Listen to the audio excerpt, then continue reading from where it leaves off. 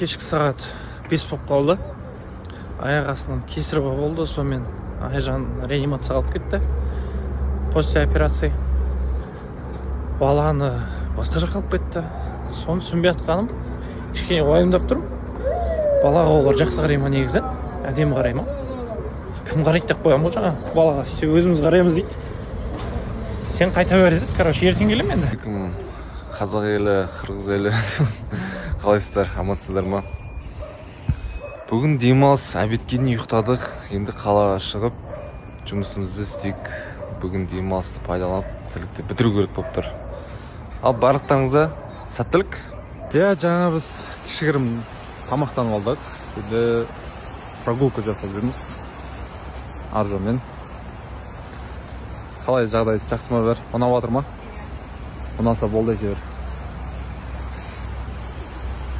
Күшті жер екен. Тереңкур. Бірақ погода сәл суықтау. Алмаситидан жолдың бойына машиналар қойып салған. Жол патрульдары номерларын сықайтып шешіп жатыр ғой бәрінің. Қасына барып сұрап жатыр ғой. Менікі шешіп кетпейсіздер ме, ана жаққа қойсам десем. Ана жерге барып қойыңыз деп айтып жатыр. Салонға келіп жатырмын, шашымды емдетіп, тырнағым ана күні қатты бір нәрсе тартып қалып, шетін сындырып алдым. Соны переделать етем ба, сәл кішігірім коррекция жасалам ба білмей тұрмын. И бүгін целый день мебель қарап жүремін. Тағы да алдында таңдаған мебелімді алған жоқ, өйткені бір кісі хабарға шыққан болатын, сонымен сол кісімен қарайын деп тұрмын енді.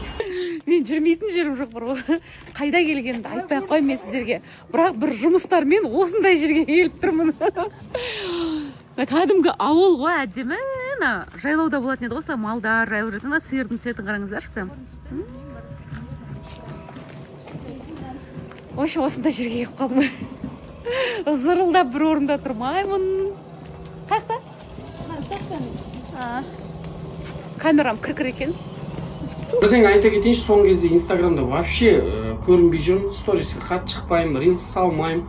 Себебін айта кетейін, себебі өмірімде бір адам пайда болды. Ол адам Инстаграм вообще қатысы жоқ, Инстаграм жек көреді, публиканы жек көреді. Сол себепті сіздердің алдарыңыздан өтейін деп тұрмын. Мен Инстаграмда өшіретін боламын. Өйткені ол кісінің қалауы сол. Газель, фазель жөндеу көріп қойса айтыңдар. Жоқ, бір жанына бір Урал велик жетпей тұр деп бұның шешті. Ораз нормальный, современный. Мынау әкімдер сияқты ғой, 90-шы. Қалай киініп ана 90-шы жылға вообще кимейсің ғой сен. Бір оқырман баруға болады, бірақ енді тәтті шайда не істейсіздер сіздер? Отырасыздар ма, бәрін әңгімені тыңдап, жан-жаққа қарап, енді кішкене тәтті шайда жақындары болған дұрыс сияқты, қалай ойлайсыздар өздеріңіз? Шақыр десеңіз шақырам, бірақ залда отырасыз да, әңгіме естімейсіз. Енді бір ұзату, той дегенге шақырсам бола ма? Сондайға рұқсатыңызды бересіз? Тауларыңызға көп рахмет. Енді бұл өміріміздегі бір маңызды сәттердің бірі, волнительный да, адамның өміріндегі енді отбасын құру деген сәт, бұл маңызды сәттердің бірі.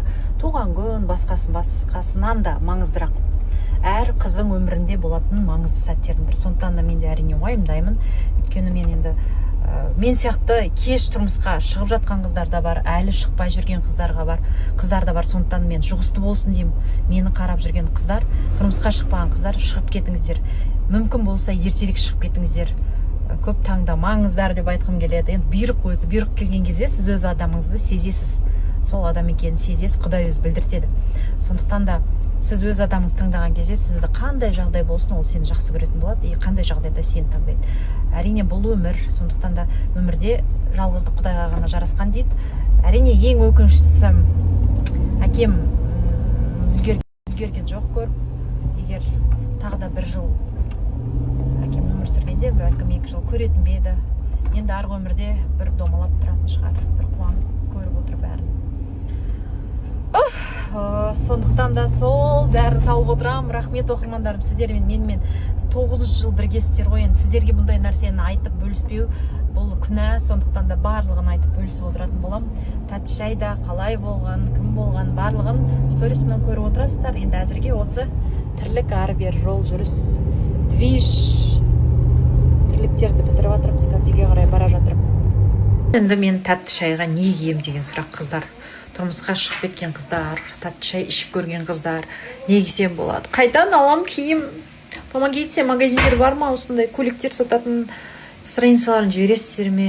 Бір тәтті шайға бір әдемі көйлек істеп жатырмын.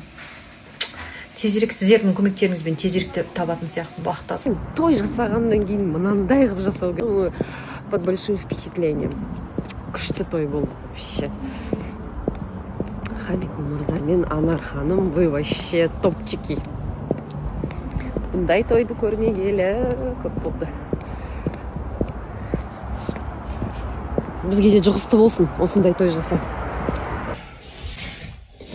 Енді жүрмегенде айтшы кісіне. Ашқан ғой терезе бізді. Түн жақсы да.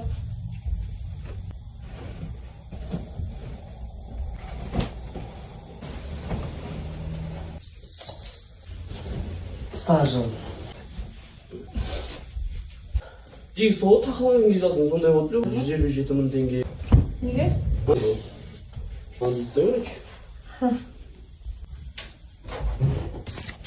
Шашмай түсіңсің бай?